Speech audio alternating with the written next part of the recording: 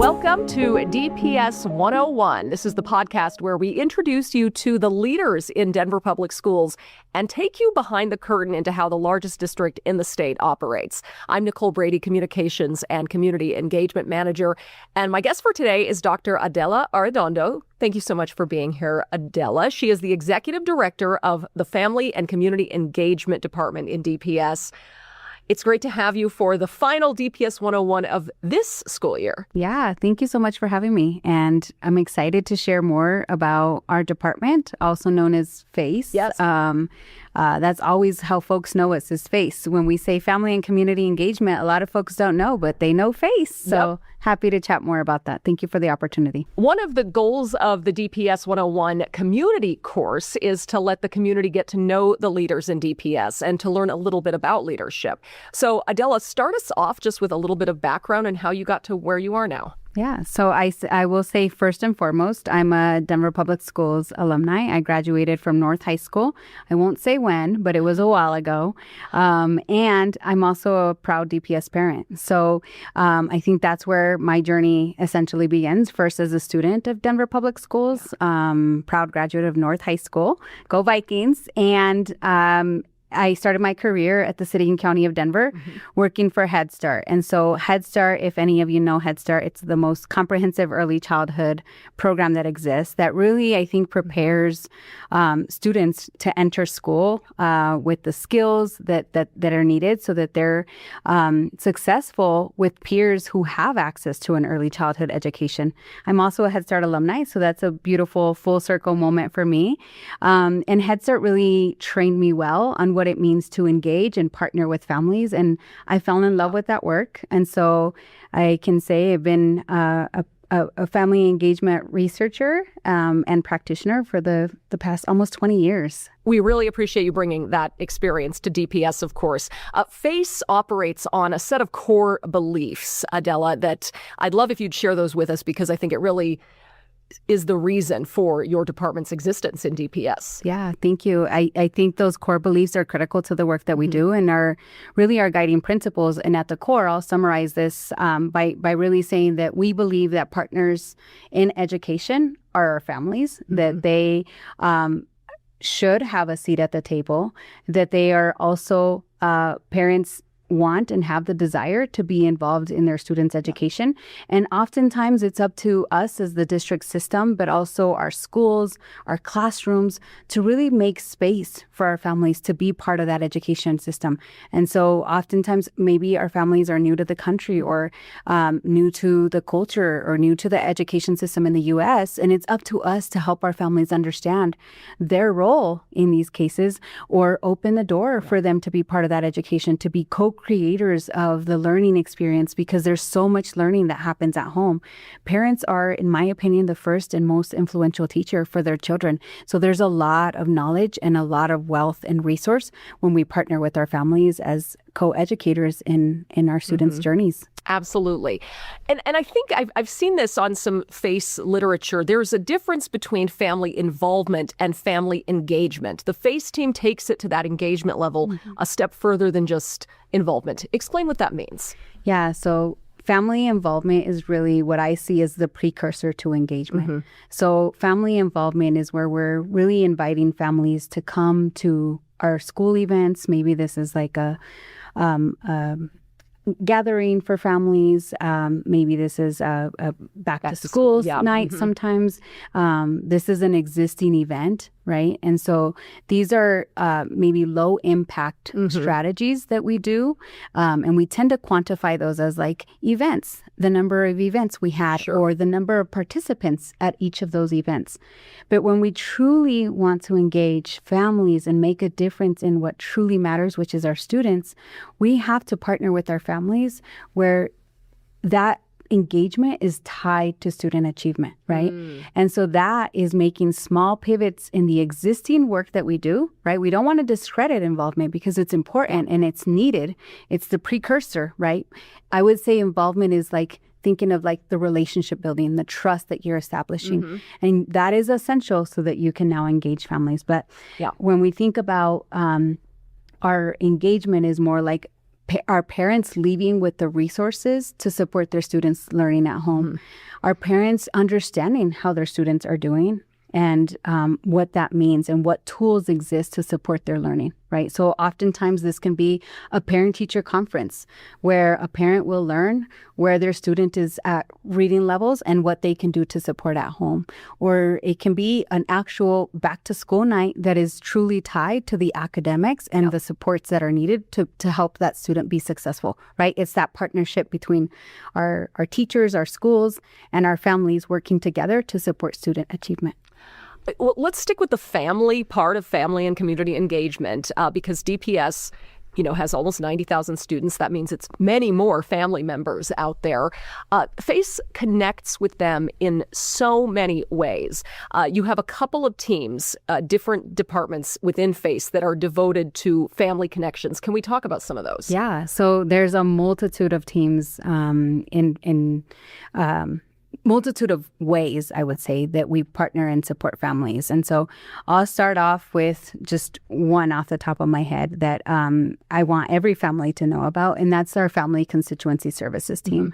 So one of the things that they do is they operate as a helpline for our families. And so any call that they have, any question, and I would say not just for our families, but really the broader community. I will tell you, recently we had a call from somebody who was calling from New York because they saw a helpline for families and they called. And of course, our team helped them find the right person in New York in their school district to get connected with. But essentially, that's amazing, though. Yeah. Yeah, it was really cool to say, like, oh, we know your superintendent. So they called Denver, but we connected them back to that resource. And that's essentially what they do, is they take calls from our families, from our community, and answer questions related to our Denver public school system, or they connect them to the right source. So they may be a family who is, at the border of Aurora and Denver, and they may connect them to the right resource in Aurora. But they're available to help our families navigate the complexity of what our education system can be, right? So this may be like, hey, how do I get in touch with transportation? Or I'm needing some support in navigating a challenge at my school, and I don't know who to ask for help, right? Our team is there to connect with families and to help them navigate our education system, because we believe that parents are they're advocates for their students. And so how do we support them in navigating this system as they support their students' learning as well? So that's our Family Constituency Service teams, our Family Constituency Services team.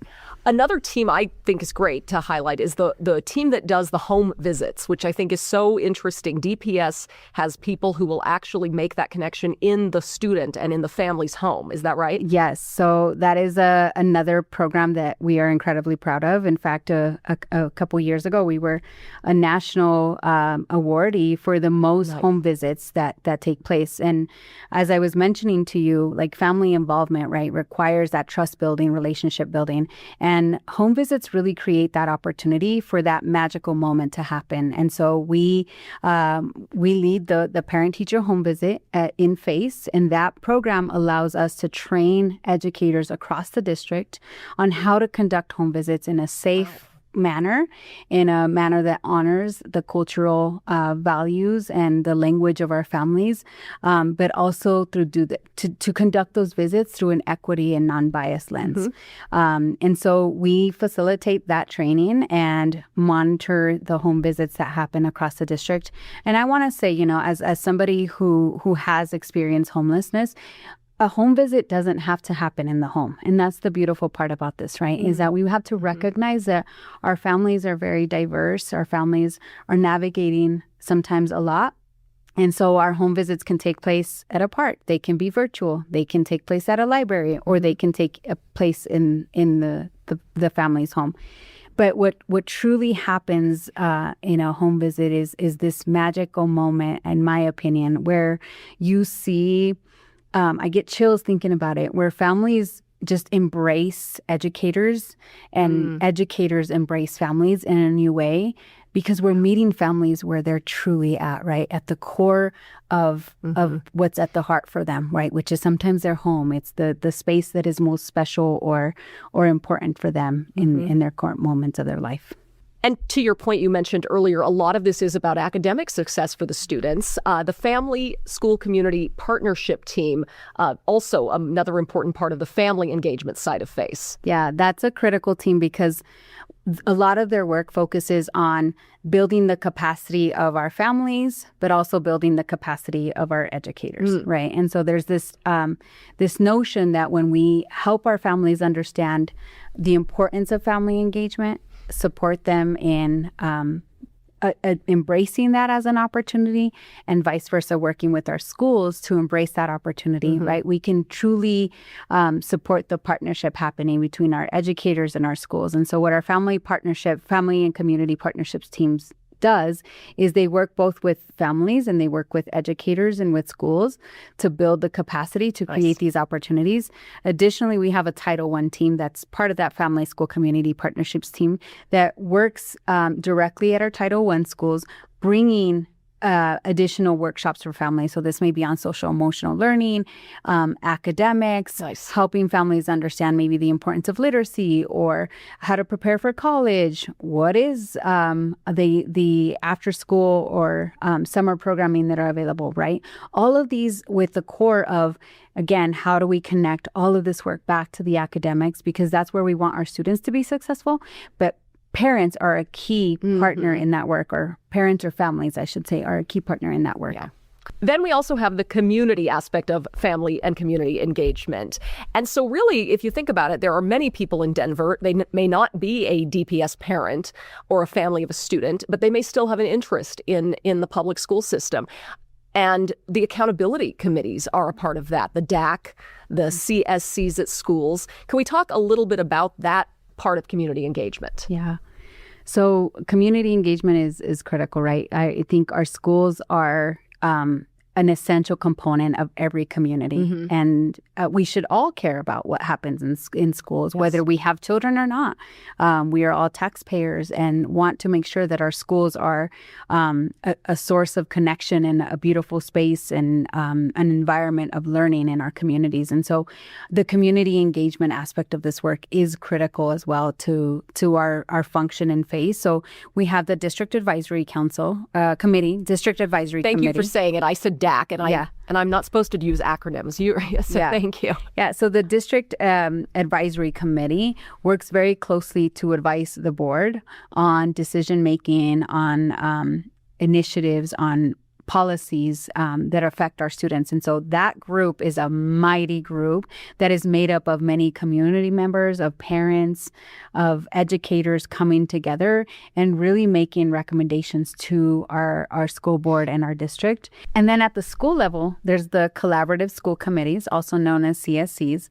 And so these collaborative school committees bring together parents from our schools and then also community members and staff members from the school. They get to take part in advising the school leader on the functions of the school, on things that are happening within that school community, and provide maybe ideas and suggestions to the school leader. And so that's another beautiful way to get involved. And even if you don't have children in Denver Public Schools, you want to get involved in what's happening in your neighborhood school because, again, they're part of your community. Yeah, I mean, I was recently helping to facilitate a series of meetings on the MLO, the mill levy override, some community meetings. Every single one of those meetings, a member of FACE was there because a lot of people from all around the community show up to these, and FACE is there to support them. Yeah. And I think we all, at the end of the day, right, regardless of whether we have children or not, I remember when I didn't have children,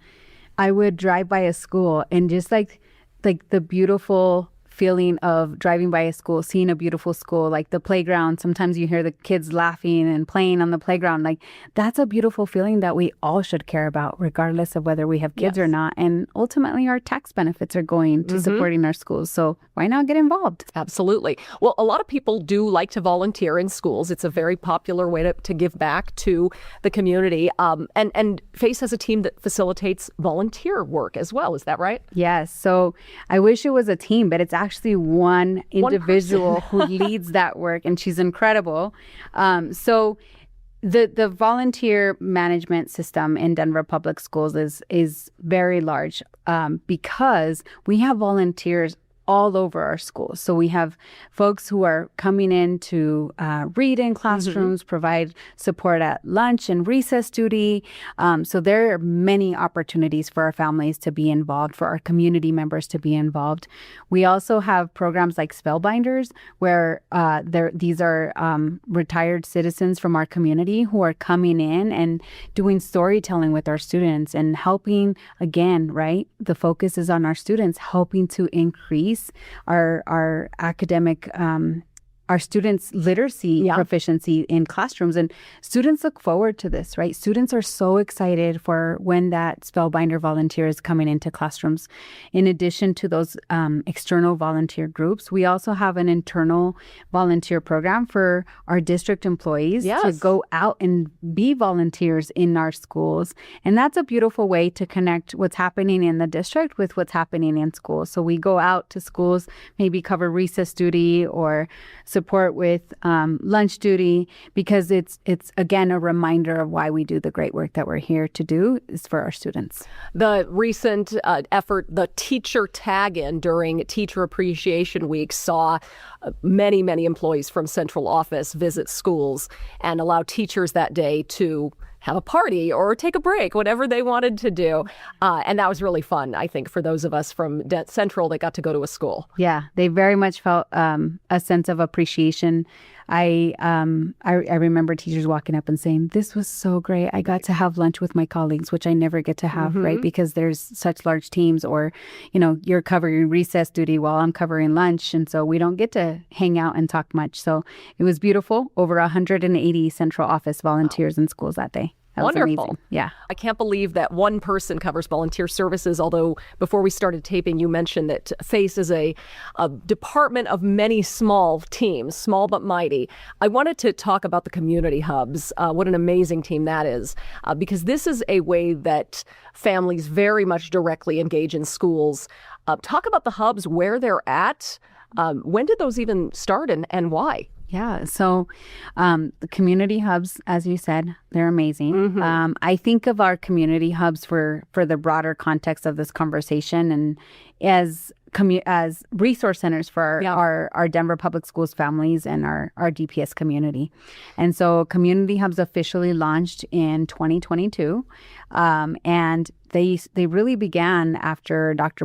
Marrero's listening tour in community, where when he arrived in Denver, part of what he did is go out and talk to community, conduct listening tours. And this was something that community asked for, right? Is that they're asking for wraparound supports and holistic supports for our students and our families, because we know, and some of us who have lived experiences, we know how important it is that our students have not just what they need to learn academically, but oftentimes we have invisible baggage that we bring with us, right? And it's what's happening outside of our classroom walls. Do students have access to the resources that they need? Do they have food at home? Do they have their lights on? And that's the beauty of community hubs, is that we provide that holistic support where we provide wraparound services. So we have 6 community hubs across the district. We try to think of having one in every region of the school district, although Denver is a very large city. So we're doing the best, but we have one in every region of the district. They're actually operating inside of our schools. So if you haven't been to a community hub, I want to encourage you to go and visit one, because what we do is we take an empty classroom and convert it into a resource center, right? And within those, they have food markets, they have clothing boutiques. You get to meet one-on-one with a specialist who will listen to our families, understand what they're navigating, what supports they're needing, and be a connector to those resources. So our community hubs, not just offering those resources, but really are places of connection for many of our families, especially new to country families who are new to Denver, who are navigating the U.S. education system that can be at times very scary and complex. They have a network of support. And in addition to that network of support, they get to participate in adult learning opportunities. So there's many family-facing workshops that are like, social emotional learning, different components of supporting students in their academic journey. We have adult classes like ESL, GED. We actually have a GED graduation coming up very soon, and we have one every year. That's because wonderful. We have parents who are completing their GED.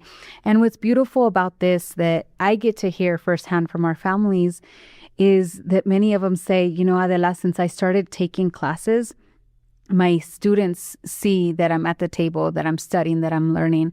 And they say, Mom, if you're studying and learning, I can do it too.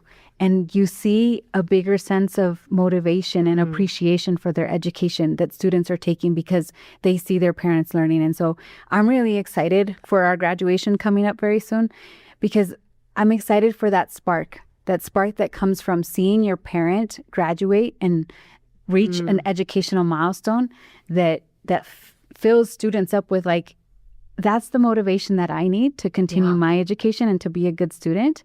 So really excited about our community hubs and all of the services that they do. I could be here all day talking about that. Yes, all day, because there's so much that happens in community hubs. So I really want to encourage folks to go out and visit one of them. Yeah, I would say the same. I have been to a couple, but the one that stands out in my head is the Far Northeast Community Hub.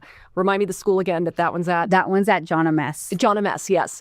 And I mean, you walk in and it's a full service center. I mean, there were people just so busy and active, taking calls, meeting with families right there, a store where you can go shop for food, clothing support as well. Then in the other room, there was a class going on. I believe an ESL class was happening. It's really incredible to see that. But I love your point about students seeing their parents and families engaged in their schools and how much of a difference that can make for a student to see their parent, whether it's learning or just interacting with the school. Yeah. And that's what your team, I guess, is all about, right? Is getting the families into our schools. Yeah. Because we believe they're true partners in this journey, right? And I think the other beautiful piece is we also provide internship opportunities for our high school students at our community hubs. So again, it's bringing in our youth to see the beauty of community hubs and to give back to the community in another way. So really excited about that new offering that we're starting this year as well. That's awesome. And yes, actually, you can take donations to community hubs as well, right? Yes. So if you're interested in a place to donate, some clothing, anything like that. Yep. Donations. We take volunteers. We have our citizenship classes. And so one of the things that we do is bring in volunteers to do mock interviews. And so that program has been incredibly successful. And you might be wondering, like, well, why do we do all of these resources and services? And our belief and faith is that when we support our families, when our families are doing well, our students are doing well, right? Because the student is a direct recipient of what the family is experiencing. And so we often hear families who will say, like, when I started coming to community hubs, I would avoid going to parent-teacher conferences or going to my child's school because I wasn't comfortable because I don't speak English. Yeah. And now you see families who are saying, like, I am there, I am present, I got to participate. You see their face light up because they feel the confidence to show up at a parent-teacher conference, to email their school, because they're gaining the confidence and the skills by learning English or by advancing in their education journeys as well. Well, I think it's innovative, but yet it makes so much sense that you would want to make sure that what's happening in a family is part of that student's experience and that you're addressing that in a school system.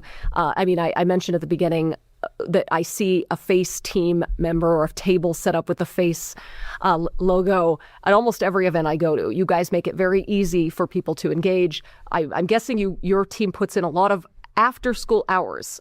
Is that right? Yeah.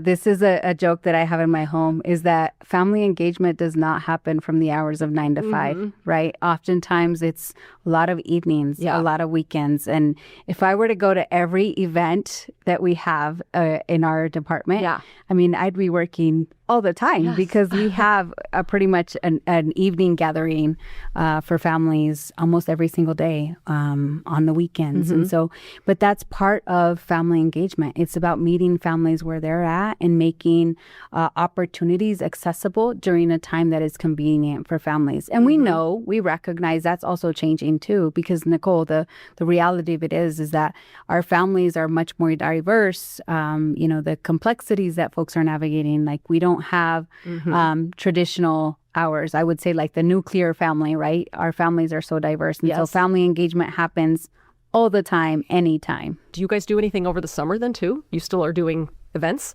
Not as many. We're actually planning our back to school drive. So our back to school supply event. Yeah. So that's the big one. That's the big one. So right now we're ordering all of the supplies, shipping them. This year we're having a different model where last year we learned a lesson. There was long lines at schools. And so it was very hot and it was a lot of work. So this year we're having a shopping experience at community hubs where we'll set up a room that normally maybe has groceries, and we'll set it up with the school supplies so that students and families can have that shopping experience. Awesome. I love that. I'm super excited about that. Well, thank you, Adella Arredondo, Dr. Adella Arredondo, for being here today to talk about FACE. We know students perform better when their families are engaged in their education, when the entire community supports them. So find a way to get involved. And just like that person in New York did, if you Google family engagement, hopefully Denver is what comes up, and Denver Public Schools. Thank you so much for listening today. You can learn more about other departments in DPS in our previous DPS 101 conversations on the DPS podcast site, wherever you stream. And have a great summer.